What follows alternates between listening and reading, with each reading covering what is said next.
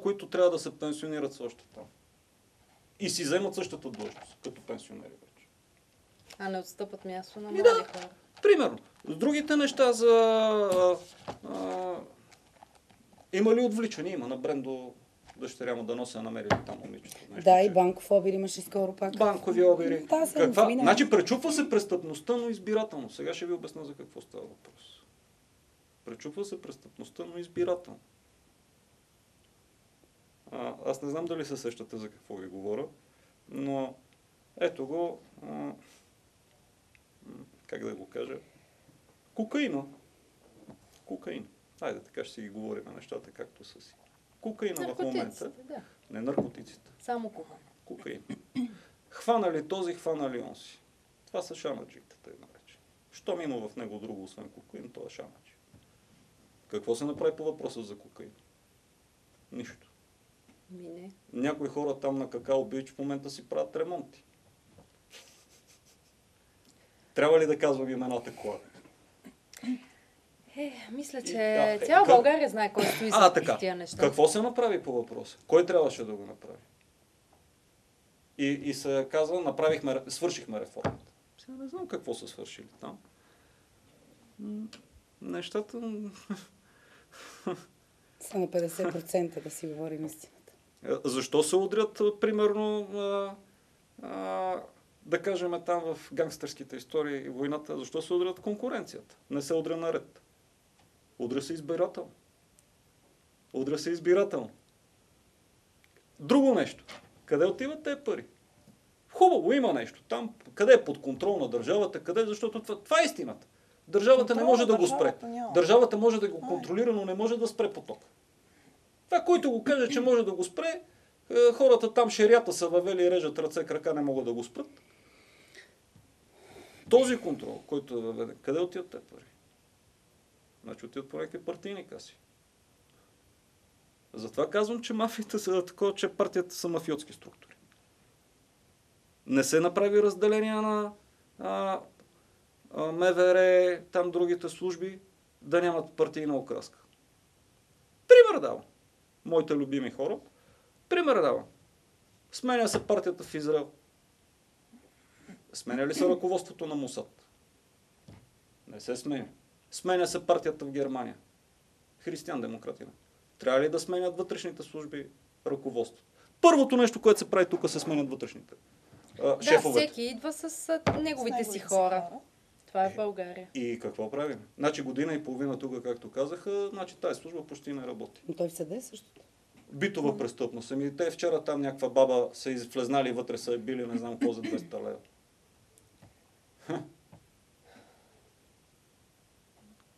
Как да стане? И това са най-малките проблемите. Най-малките проблеми. Как предлагате да се оправят нещата? Има си начин. Защо спряха електронното правителство? Има си... хората са си казали.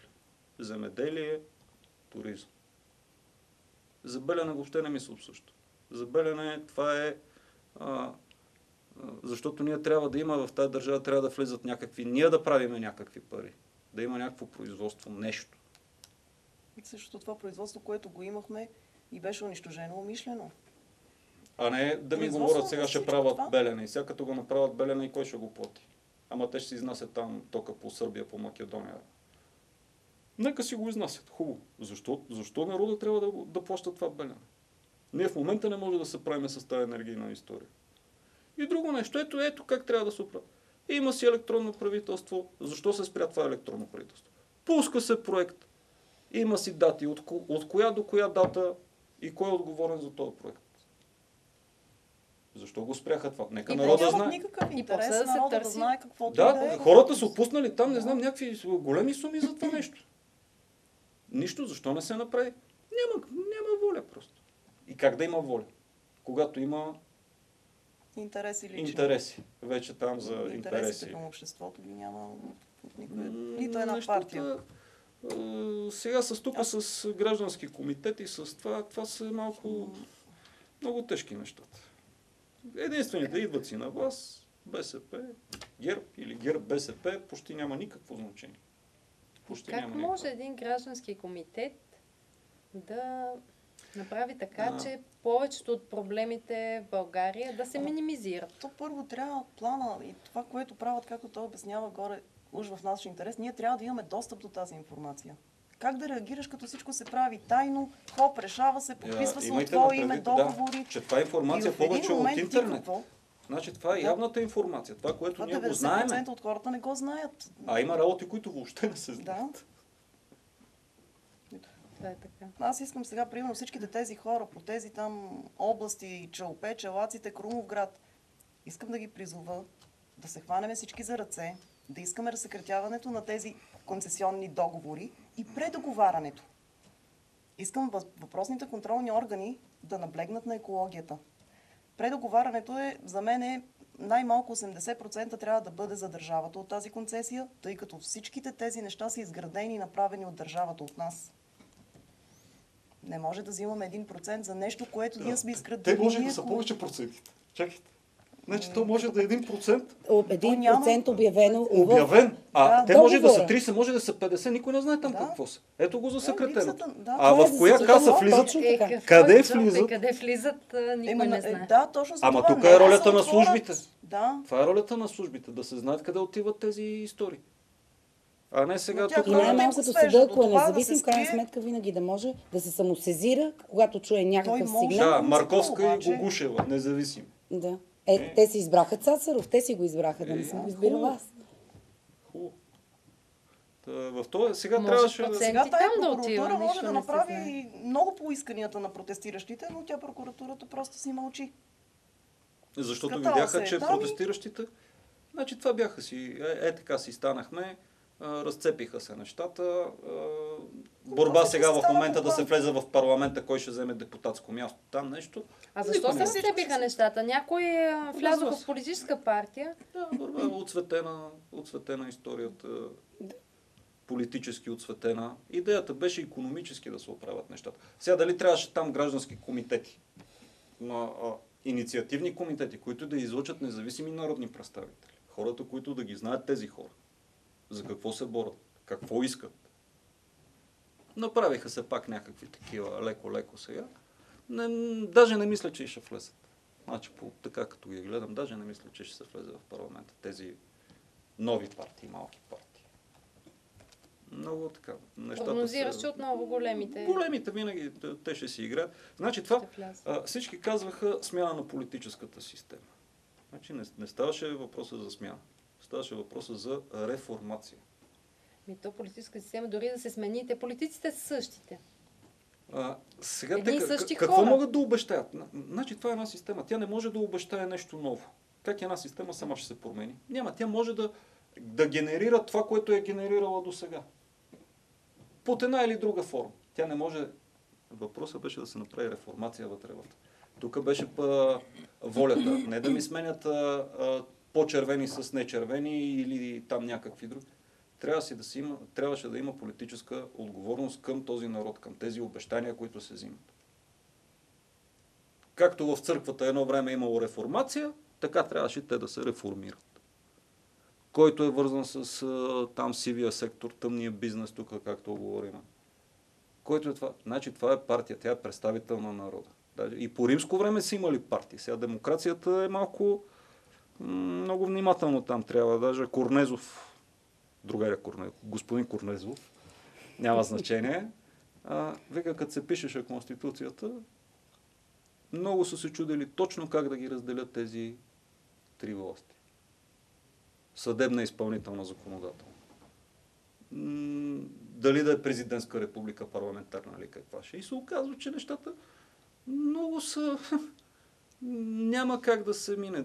Те се познават, тези хора. Имат лични контакти. Имат кръгове, там се образуват някакви.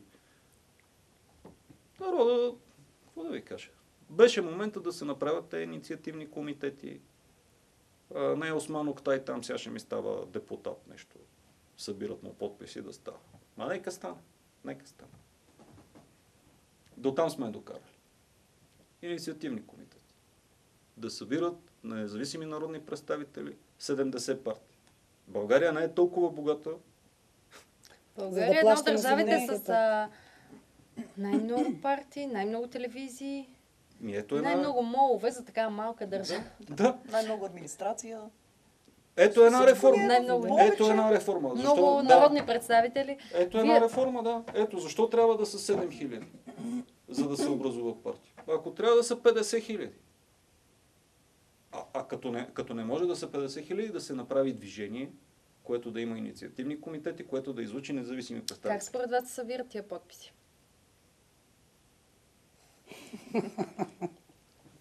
Защо се подхилвате? Кажете си мнението. Значи тези подписи... за госпожа Фандъкова ще трябва пак да говорим. Кажете. Сега. Всички знаем как се събират подписи от партиите. Какво се обещава? Тук по 20 лева, пак го казвам. По 30 лева, по 50 лева. Както винаги преди избор. Сега дали са фалшиви, дали не, по-скоро не, защото вече там се гледат нещата много така по-сериозно. Няма как. Значи те са, говорим за ромите специално визирам, те са граждани на Република България. Така се води. Тук пак казвам, слушам, не знам какво ще ги правиме. Въпросът беше не ние да ставаме като тях, защото ние в момента сме станали като тях. Те да станат като нас. Какво сме станали като тях? Като в кое ромите. отношение? В кое отношение? Във всяко отношение. Като се почне от чалгата, да се свърши с не знам кое.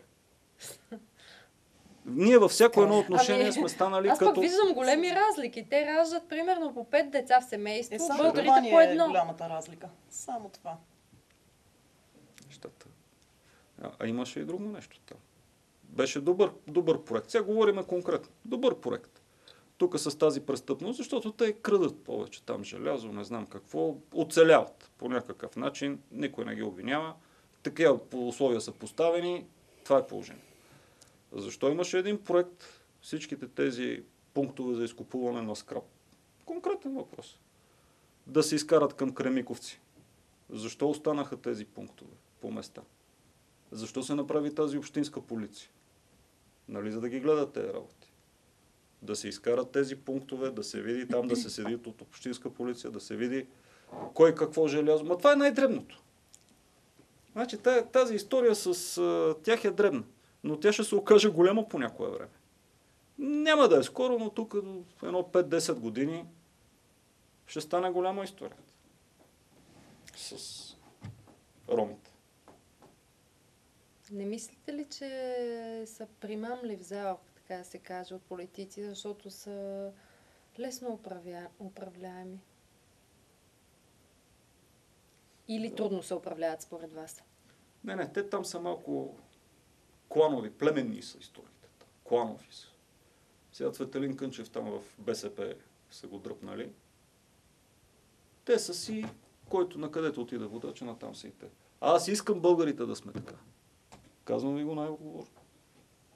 Искам българите така да разпознаят някой водач, сериозен човек. Каквото каже, това да са. Те са така.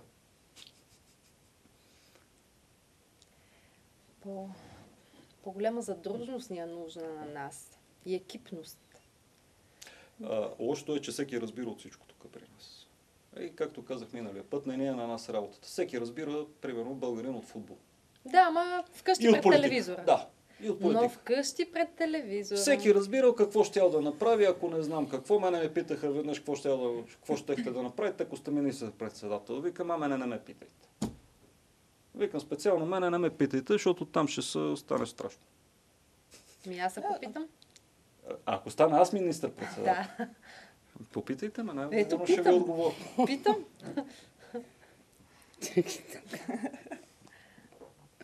Тотална реформа. Каква промяна предлагате? Аз ви питам вече Тотална реформа. трети път, сигурно. Тотална реформа. Като се почне от образование, сериозна реформа, с хора от Европа.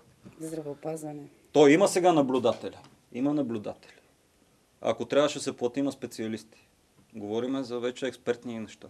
Не говориме така, тук нещо сме прочели, видяли, обсъждаме. От образованието. От образованието, защото там почват големите кривини. Аз ги гледам в форуми. Само споменавам. Аз ги гледам в форумите, хората са неграмотни. Ама, Митко, каква Значи от култура? образованието. Те са После- неграмотни. Като 20 години от медиите ни се налага. Налага ни се мнението на медиите. Умишлено затъпяване на българското подрастващо поколение. Значи там се налагат чалгата. Турския Значи мога да сериал, кажа, мексиканския. новините подбрано казани, какво трябва да се каже и да се въздейства. И идва Милко Калайджиев или Азис на гости, всичките са пред екрана, защото е по-интересно да гледат.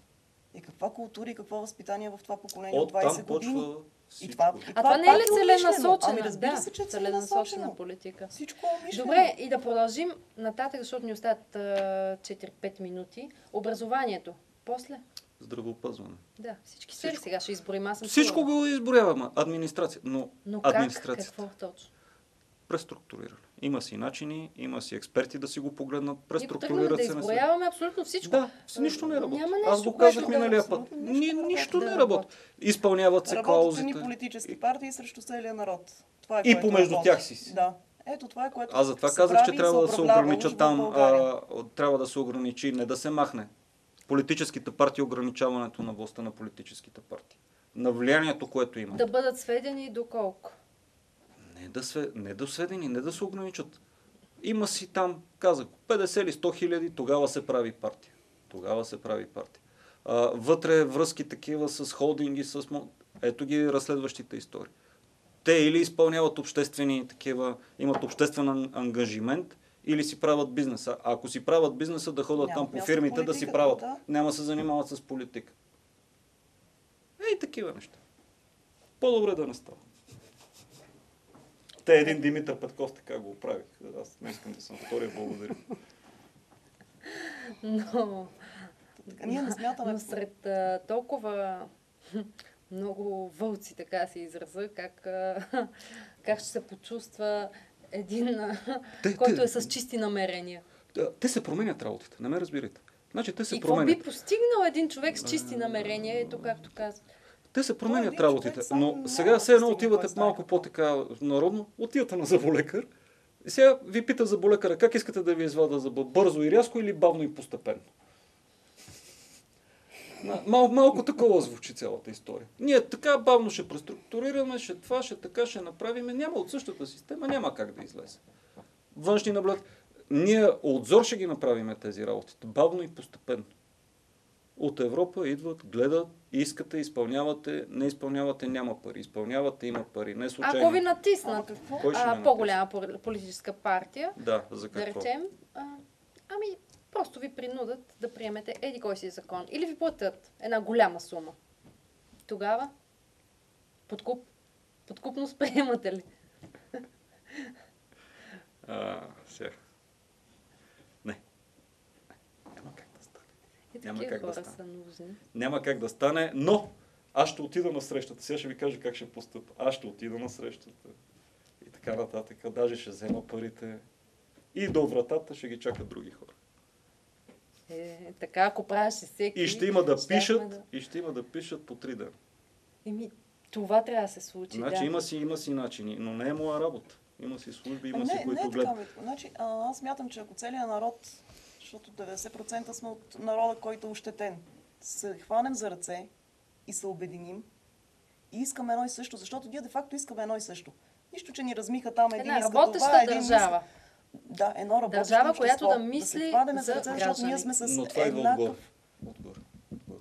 Трябва да Ами, има явно Тук съм отгоре в не може противоречие да с дойде. Незе, с Явно Силвето. отгоре не може да дойде. Отгоре трябва да Ние дойде. трябва да Народа направим, не е ние сме способен повече. просто да излучи с тези инициативни комитети, с тези нови партии. Ами не така е способен, защото информацията, говорихме как се получава, хората нямат Да, информацията информация адекватна.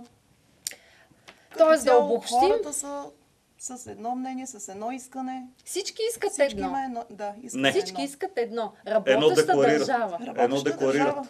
Аз сега, ако отида Не, в не, парламента говоря е за тук след хората. 2 месеца, след За 3, обществото. и като ги питам какво искате, всички ще кажат работеща държава. Ама работи за тях. Не, аз имам Ние предвид говорим от за народа, за народа. обществото.